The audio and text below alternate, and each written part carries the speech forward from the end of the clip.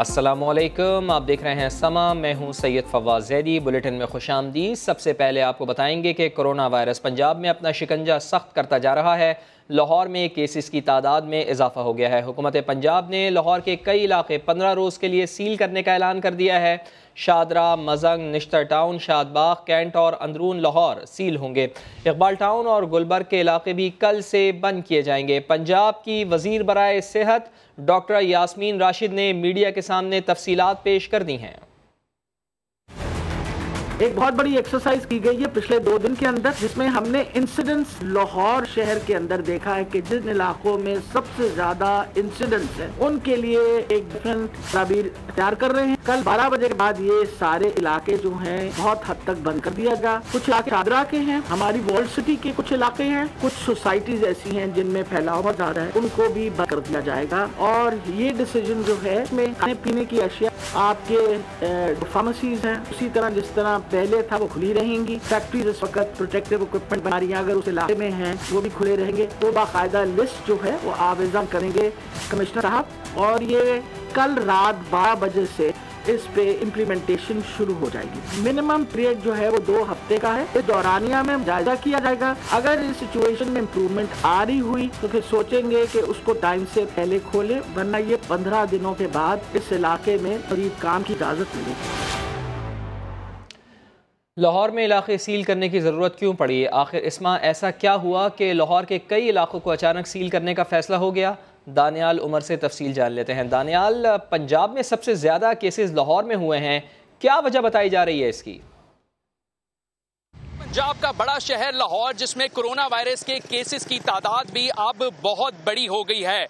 ईद के बाद corona virus के जो बेशुमार केसेस रिपोर्ट हुए वो शहर लाहौर से हुए। और अगर डाटा के एनालिसिस की बात की जाए तो पिछले 14 दिन के अंदर लाहौर में सबसे ज़्यादा केसेस रिपोर्ट हो चुके हैं।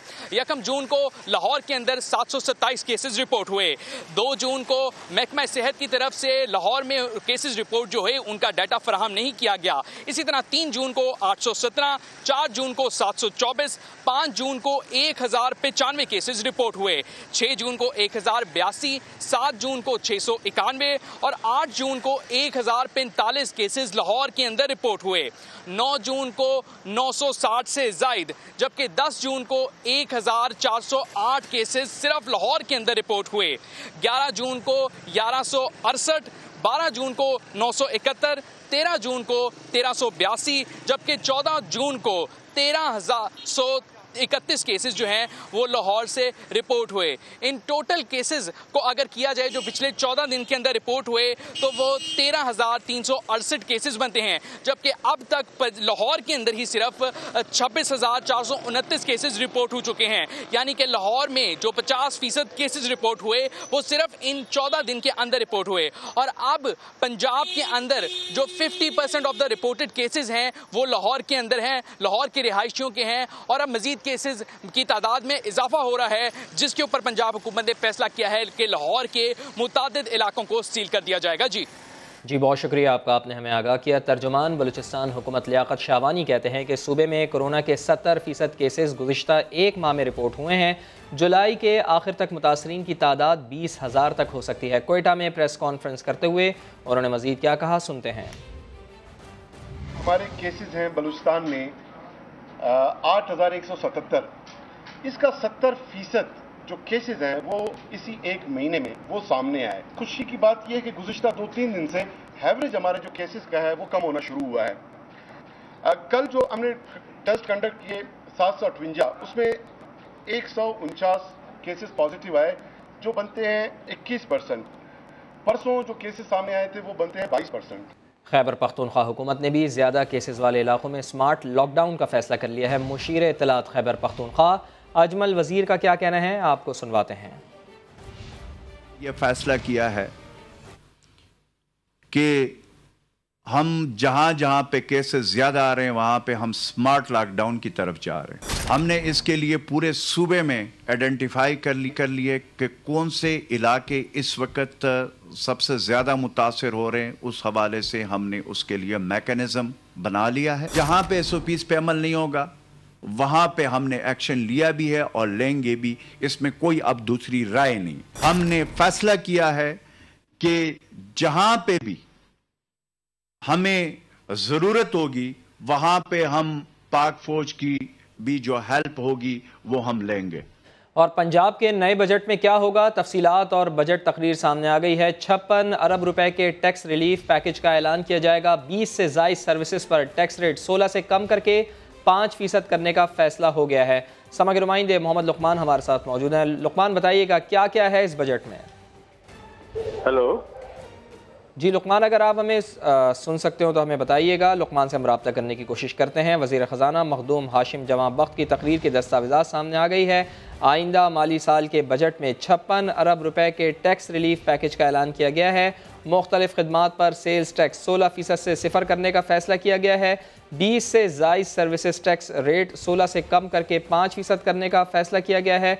कम्युनिटी डेवलपमेंट प्रोग्राम के लिए 15 अरब रुपये मुख्तस करने का फैसला हुआ है।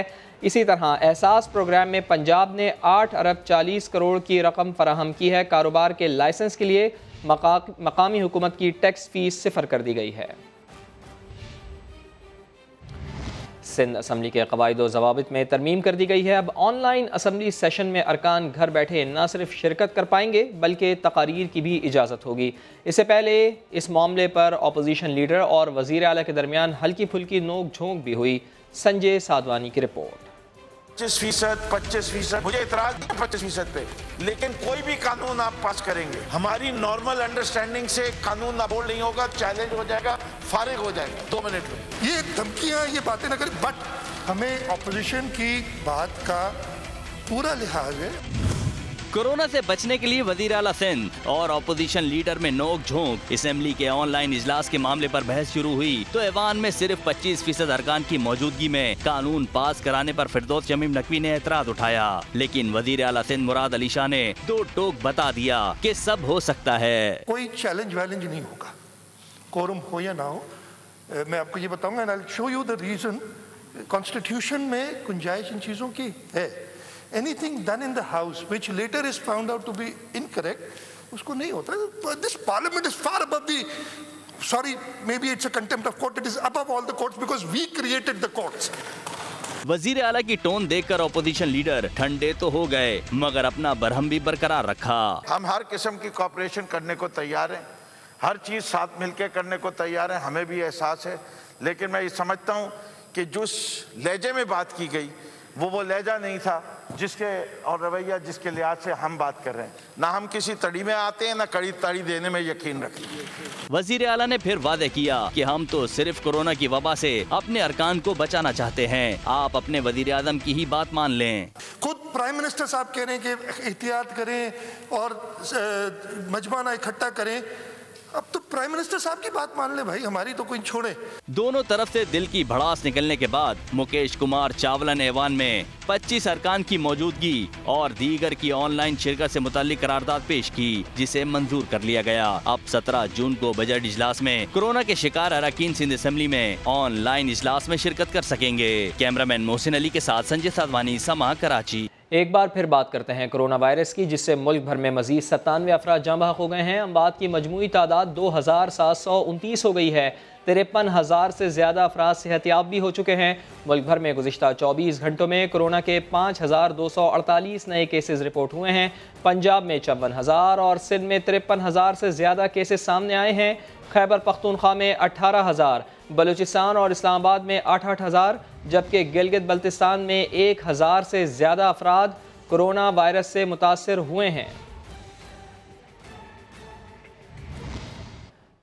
कोरोना की सबसे बड़ी इलाजगाह मेयो अस्पताल की इंतज़ामिया और डॉक्टर्स के दरमियान ड्यूटीज़ के मामले पर तनाज़ा खड़ा हो गया है। डॉक्टर्स का इल्ज़ाम है कि मंजूर नज़र अफराद को कोरोना वार्ड से बचाया जा रहा है। सबके साथ एक जैसा सलूक होना चाहिए। दानियाल उमर की रिपोर्ट। मनपसंद डॉक्टर्स को आजादी और दूसरों की कोरोना वार्ड्स में ड्यूटी। मेयो अस्पताल के डॉक्टर्स ने मुबैना तफरीक पर ड्यूटियां करने से इनकार कर दिया। मुतादिद डिपार्टमेंट्स के सरबराहों ने CEO मेयो अस्पताल को बता दिया। खत में चीफ एग्जीक्यूटिव ऑफिसर मेयो अस्पताल पर इल्जाम लगाया गया है कि वो ड्यूटी से इनकार पर संगीन नताइज की धमकियां दे रहे हैं। मंजूर नजर डॉक्टर्स की कोरोना वार्ड्स में ड्यूटियां नहीं लगाई जा रही, जो नाइंसाफी है। डॉक्टर्स का कहना है कि कोरोना वायरस से म्यू अस्पताल के मुताबिक डॉक्टर्स और उनके खानदान मुतासिर हो रहे हैं। उन्हें कोरोना वार्ड्स में ड्यूटी पर मजबूर न किया जाए। दानियाल उमर, समा, लाहौर। इस्लामाबाद हाई कोर्ट ने मुल्क भर में तालीमी मजीद खबरें, मगर ब्रेक के बाद आप देखते रहिए समा।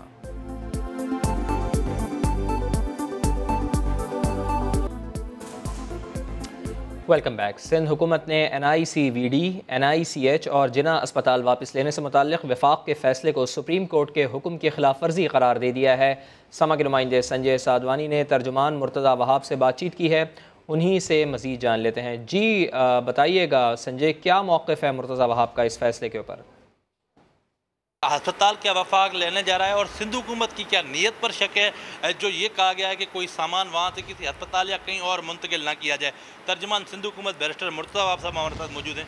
अच्छा, नोटिफिकेशन नहीं आया है, मैं थोड़ी तस्सीह कर दूँ। एक ख़त लिखा है वफाकी हुकूमत ने जो कि अस्पतालों को भेजा गया है। ये सरासर सुप्रीम कोर्ट के फ़ैसले की ख़िलाफ़ वर्जी है। अगर आप सुप्रीम कोर्ट के फ़ैसले का मुताला करेंगे तो सुप्रीम कोर्ट के फ़ैसले में ख़ुद सुप्रीम कोर्ट ने फरमाया है कि क्या क्या लवाजमात हैं अस्पताल की मुंतकली के लिए और किस तरीके से उन तमाम लवाजमात को पूरा करने की ज़रूरत है। अभी तक वो कोई प्रोसेस वफाकी हुकूमत की जानिब से स्टार्ट नहीं हुआ, कोई उसके ऊपर ख़त्तो किताबत नहीं हुआ और एकदम से उन्होंने अस्पताल को लेने का फ़ैसला कर लिया। हम इसको तहरीरी तौर पर वफाकी हुकूमत को अपना पॉइंट ऑफ व्यू कन्वे करेंगे। दूसरी चीज़ मैं समझता हूँ, ये जो मिनिस्ट्री ऑफ हेल्थ की जानिब से लेटर आया है, ये वफाकी हुकूमत की वफाकी काबीना के 2 जुलाई 2019 के फ़ैसले की भी खिलाफ वर्जी है, चूँकि उस फैसले के अंदर इन प्रिंसिपल ये फ़ैसला कर लिया गया था कि अस्पताल जो हैं वो सूबाई हुकूमतों के पास रहेंगे। वफाकी हुकूमत ऐसा लगता है कि उसका इंटरेस्ट कोरोना वायरस से लड़ना नहीं है, वो सिंध हुकूमत से लड़ना है, पाकिस्तान पीपल्स पार्टी से लड़ना है। ये तीनों अस्पताल कोरोना वायरस के सिलसिले में बड़ा मुतहर्रिक अंदाज से काम कर रहे हैं, बड़ी इन्वेस्टमेंट सिंध गवर्नमेंट ने की है। तो हम तो वो लोग हैं जो इदारे बनाते हैं, चीज़ें बनाते हैं। सुप्रीम कोर्ट के फ़ैसले में वाज़े अल्फाज में लिखा है कि जो इन्वेस्टमेंट सूबाई हुकूमत ने इन अस्पतालों के हवाले से की है, वो इन्वेस्टमेंट, वो अखराजात को जो है फेडरल गवर्नमेंट रीइम्बर्स करेगी और सूबाई हुकूमत को वापस करेगी। अभी तक एक पाई वफाकी हुकूमत की जानिब से सिंध हुकूमत को इस सिलसिले में नहीं मिली है। जी बहुत शुक्रिया आपका। अब आपको बताएं, कराची के इलाके पापोश नगर की मरकजी सड़क 1 माह से गंदगी में डूबी हुई है।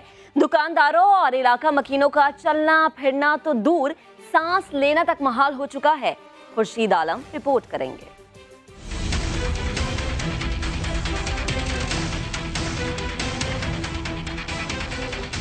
कराची पापोश नगर ऐसा कभी न था, आजकल ये गिलाजत नगर बना हुआ है। इलाका मकीन और यहाँ के ताजिर माह रमजान से गंदे पानी की ये अजियत बर्दाश्त कर रहे हैं। 6 महीने से के थक गए, लेकिन अब जब गटर बंद हो गया, भंगी आ नहीं रहे, तो हम खुद अपने हाथ से खोल लाएंगे। ये सिलसिला शुरू से चलता हुआ आ रहा है ये, और इसका खत्म होने का कोई नाम ही नहीं ले रहा।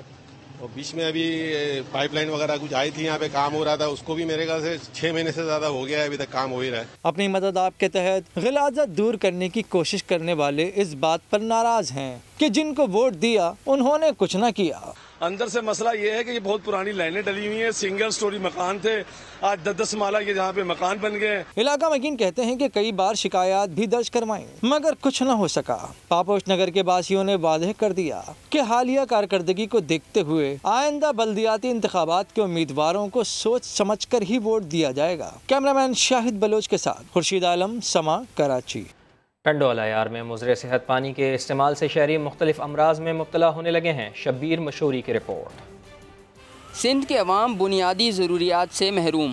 टंडोला यार में साफ़ और काबिल इस्तेमाल पानी नायाब हो गया। शहरी मुज़र सेहत पानी के इस्तेमाल से पेट के अमराज में मुब्तला होने लगे। ख़राब पानी की वजह से हेपेटाइटिस B, C और मुख्तलिफ अमराज फैल चुके हैं। बहुत कैजुअलिटीज़ हर गाँव में हो रही है। यहाँ पर सबसे ज़्यादा ज़रूरत है RO प्लांट्स प्रोवाइड किए जाएँ ताकि लोगों को साफ़ पानी पीने के लिए मुहैया हो सके। शहरी साफ़ पानी के हुसूल के लिए शदीद गर्मी में गैलन उठाए कई किलोमीटर सफ़र करने पर मजबूर हैं। मैं यहाँ से 7-8 किलोमीटर का सफ़र करके यहाँ पे आया हूँ पानी भरने के लिए, और मेरे को यहाँ पे 2-2.5 घंटे हो गए हैं, क्योंकि लोगों की भीड़ बहुत है, नंबर से पानी मिलता है। हम हुकूमत सिंध से अपील करते हैं कि खुदारा इस पर जल्द से जल्द आरओ प्लांट्स लगा कर लोगों की ज़िंदगियाँ बचा जाए। शहरियों ने साफ़ पानी के बहरान पर सूबाई हुकूमत से ज़िली इंतज़ामिया की गैर तसल्ली बख्श कारकर्दगी का नोटिस लेने का मुतालबा किया है। कैमरामैन जुल्फ़िकार अली के साथ शबीर मशहूरी, समा टंडोला यार। अफसोसनाक खबर के कराची में कातिल डोर ने नात खां और हाफिज़ कुरान की जान ले ली। बिलाल को शदीद ज़ख्मी हालत में अस्पताल मुंतकिल किया गया मगर वो जांबर न हो सका। बिलाल अपने घर का वाहिद कफील था। घर का वाहिद कफील और नात खां हाफिज़ कुरान बिलाल जो लियाकताबाद की इस शाहराह से गुजर रहा था, क्या मालूम था कि किसी अजनबी की कातिल डोर इसकी जान ले लेगी। इतनी सख्ती हुई है, पतंग पे 144 नाफिज हुई भी है और जो पतंग बेचने वाले ना उनको पकड़ा जा रहा है, जो उड़ाने वाले हैं ना उनको पकड़ा जा रहा है। पतंग की डोर बिलाल के गले पर फिरी तो बिलाल अस्पताल मुंतकली के दौरान ही दम तोड़ गया। अहले खाना को अभी बिलाल की नेशनल रिफाइनरी में मुलाजमत मुस्तकिल होने की खबर मिली थी कि अब ये सदमा मिल गया, न जाने कब ये पतंगबाज बाज आएंगे। कैमरामैन इम्तियाज अली के साथ शाहनवाज कादरी, समा कराची। कराची के इलाके लांडी में महकमा पार्क्स की मुजरमाना गफलत, पार्क का गेट पिलर समेत बच्ची पर गिर गया। 5 साला फातिमा जान की बाजी हार गई। शाहनवाज अली कादरी की रिपोर्ट। लांडी नंबर 6 जहां पार्क का दरवाजा पिलर समेत उखड़कर 5 साला नन्ही फातिमा पर आ गिरा। बच्ची को अस्पताल मुंतकिल किया जा रहा था कि रास्ते में ही दम तोड़ गई। हवा से वो पूरा पिलर समेत गेट गिर गया उस बच्ची पे, उसके सर पे गिरा है, उसको सर को लेके पिचक गया और इसका तो मामला तो मैं तो समझता है FIR ही होनी चाहिए। अभी अहले मोहल्ला ने बताया कि पार्क की दीवारें काफी अरसे से खस्ता हैं मगर महकमा बागात वाले गफलत के बाग में हैं। बहुत खस्ता हालत है। आप यकीन करें कि दीवार पे अगर आप लात भी मार देना तो दीवार गिर जाएगी, ऐसी खस्ता हालत दीवार है। और इस पार्क की कोई मदद नहीं करता, सिर्फ अपनी मदद आपके तहत काम हो रहा होता है। सिंध सरकार और कराची इंतजामिया को होश न आया तो खस्ता हाल दीवारें मजीद नुकसान का बाइस बन सकती हैं। सिंध हुकूक के तर्जुमान बैरिस्टर मुर्तज़ा वहाब इस वक्त प्रेस कॉन्फ्रेंस कर रहे हैं। दूसरा NICVD का कैंपस स्टैब्लिश किया सिर्फ कराची वालों के लिए। कराची में 12 चेस्ट पेन यूनिट आपने स्टैब्लिश किए हैं ताकि जिन लोगों को दिल की तकलीफ हो वो फौरी तौर पर, चूँकि मिनट कीमती होते हैं इस इलाज के लिए, उन लोगों के बेहतरीन मफाद में कराची के 12 मुख्तलिफ मकामात पर ऐसे चेस्ट पेन यूनिट्स को कायम किया गया है ताकि पेशेंट को फौरी तौर पर वहाँ पर लाया जाए, जो इमीडिएट तिब्बी इमदाद है उसको दी जाए और जब वो स्टेबलाइज हो जाए उसके बाद उसको अस्पताल मुंतकिल किया जाता है।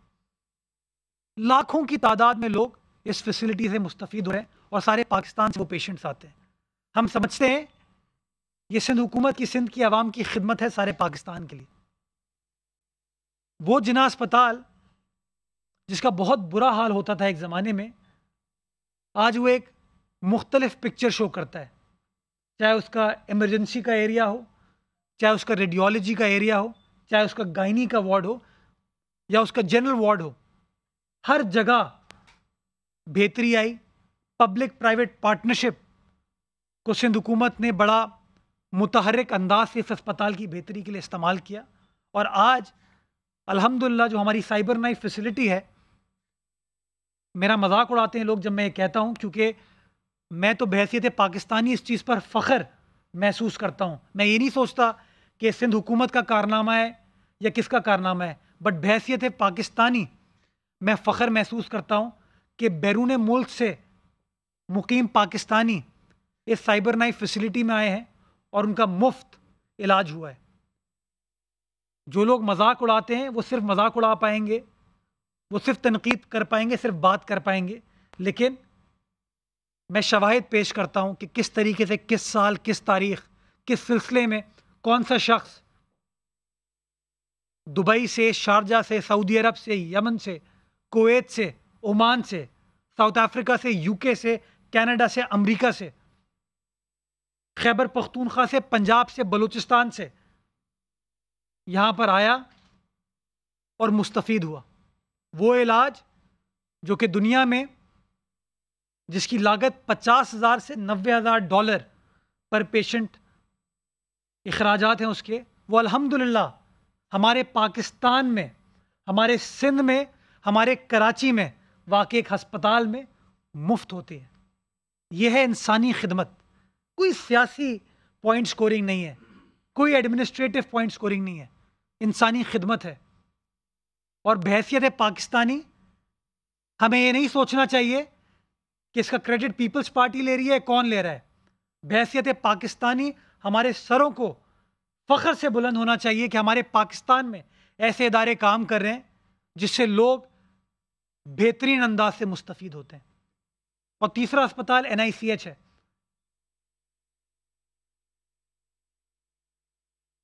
मौजूदा हालात में इनका बजट जो मैंने आपको बताया 2011 में इन तीनों अस्पतालों का मिला के गालिबन कोई 1 अरब रुपए था। आज तकरीबन 15 से 16 अरब रुपए आपकी सिंध हुकूमत इन अस्पतालों पर खर्च करती है। 15 से 16 अरब।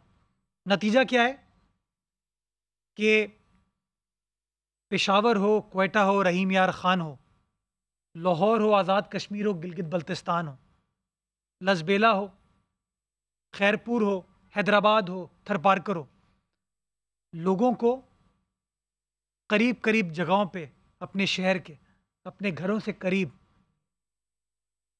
कार्डियक केयर में। मुर्तज़ा वहाब प्रेस कॉन्फ्रेंस कर रहे हैं। थरपारकर में अगर ईद उल अज़हा का चांद 21 जुलाई को कराची में देखा जा सकेगा। 31 जुलाई बरोज़ जुमा ईद होगी। वज़ीर बराए science and technology Fawad Chaudhry ने अपने कैलेंडर से चांद का ऐलान कर दिया है। वज़ीर science and technology Fawad Chaudhry ने फिर चांद की खबर दे दी। ऐलान कर दिया कि ईद उल अज़हा का चांद 21 जुलाई को कराची में देखा जा सकेगा और ईद बरोज़ जुम्मा 31 जुलाई को होगी। ताहम उनका कहना है कि ये तारीखें नई नहीं हैं, कैलेंडर में पहले से मौजूद हैं। ये जो ईद है ये पिछले साल हमने जो कैलेंडर दिया था उसमें ये सारी डेट्स मौजूद हैं। ये तो 1 साल पहले अनाउंस थे।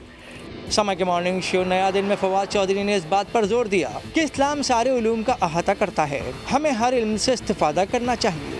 इस्लाम का सुनहरी दौर वो था जब हमारे उलमा जो थे वो सोसाइटी को लीड कर रहे थे साइंस की तरफ, टेक्नोलॉजी की तरफ। तमाम जो उलूम है उनका माखज़ कुरान है। ईद उल फितर के मौके पर भी वज़ीर science and technology Fawad Chaudhry ने चांद का ऐलान पहले कर दिया था, जिस पर रोयद हिलाल कमेटी का सख्त रद्द-ए-अमल सामने आया था। मुफ्ती मुनीबुर रहमान ने हुकूमत से मुतालबा किया था कि फवाद चौधरी को उनकी विदारत तक महदूद रखा जाए। जब क्लासेस ही नहीं हुई तो फीस किस बात की? मुख्तलिफ जामियात के तलबा ने हायर एजुकेशन कमीशन के बाहर एक बार फिर धरना दे दिया है। लॉकडाउन के पेश नज़र सेमेस्टर फ़ीस मुआफ़ और ऑनलाइन इम्तहानात मनसूख करने का मुतालबा दोहरा दिया। मुतालबात पूरे ना होने की सूरत में मुल्कीर तहरीक चलाने की धमकी भी दे डाली। इस्लामाबाद से देखिए शहजाद अली की रिपोर्ट। ऑनलाइन क्लासेस का ड्रामा नामंजूर, हमारे मुस्तकबिल से खेलना बंद करो। मुख्तलिफ यूनिवर्सिटीज के तलबा और तलबात का HEC के सामने एक बार फिर एहतजाज। ऑनलाइन एग्जाम मनसूख और फीस समेत दीगर चार्जेस माफ करने का मुतालबा कर दिया। सख्त गर्मी और वायरस के बावजूद तलबा अपने मुतालबात मनवाने के लिए आला तालीमी कमीशन पहुँच गए।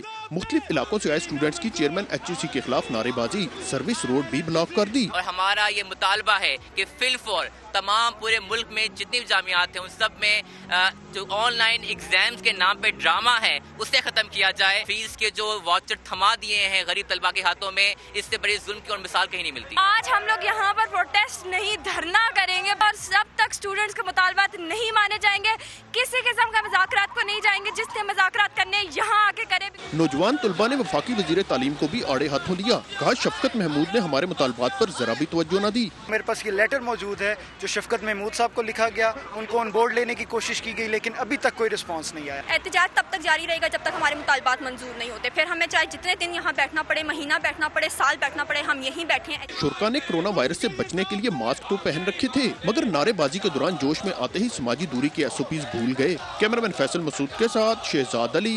कोई नया टैक्स लगा ना ही कोई रिलीफ मिला, मगर बजट आने के बाद फैसलाबाद में धागे की कीमत में 10% तक इजाफा कर दिया गया है। कपड़ों की कीमतें भी बढ़ने लगी हैं। अब्दुल अहद की रिपोर्ट। बजट आया, महंगाई लाया। फैसलाबाद में रातों रात धागे की कीमत में 10% तक इजाफा हो गया। धागे के व्यापारी कहते हैं कि स्पिनिंग मिल्स ने कीमतें बढ़ाई हैं। स्पिनिंग मिल वाले ज़्यादा रेट कोड करना शुरू कर दिए। 6 से 10% वो रेट बढ़ा के जो बजट से पहले थे यान के, उस हवाले से वो रेट कोड कर रहे हैं। जो भी स्पिनिंग मिल ने रेट कोड करना है वही हमने आगे पास ऑन करना है अपने कंज्यूमर को, लूम वालों को। धागे की कीमत में इजाफे से टेक्सटाइल मसनूआत की कीमतों में भी इजाफा हुआ। बजट से पहले काफ़ी शोर था कि जी सेल्स टैक्स नीचे आ रहा है, कभी 5 का फिगर आ रहा था, कभी 0 का आ रहा था। ऐसा कुछ भी ना हुआ, सारी उम्मीदें जो हैं वो टूट गई। प्राइसेस तकरीबन 10 से 12% जो है वो अप्रीशिएट हो गई बजट के फ़ौरन बाद। रवां साल में अब तक कपड़े की कीमत में 25% तक इजाफा हुआ है। पहले लॉकडाउन की परेशानियां और अब कपड़े की बढ़ती हुई कीमतों को देखकर लगता है कि लॉन लवर इस सीज़न सस्ती और दीदा ज़ेब लॉन से महरूम ही रहेंगे। कैमरामैन कदीरुर रहमान के साथ अब्दुल्ला हद समा।